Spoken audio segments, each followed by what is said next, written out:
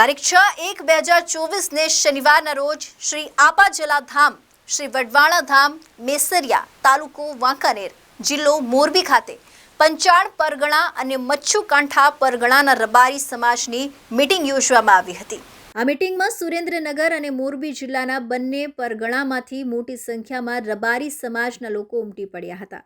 ખાસ કરીને શ્રી વાળીનાથ શિવલિંગની શોભાયાત્રા તારીખ 18/1/2024ના રોજ પંચાલ પરગણા અને મચ્છુકાંઠા પરગણાના ગામોમાં પરિભ્રમણ કરનાર હોવાથી શિવલિંગની આ શોભાયાત્રામાં શિવલિંગ અને પરમ પૂજ્ય મહંત શ્રી જયરામગીરી બાપુના દર્શન અને સન્માન કરવાના ધાર્મિક કાર્યક્રમને ભવ્ય રીતે ઉજવવા માટે વિસ્તૃત ચર્ચા કરવામાં આવી હતી।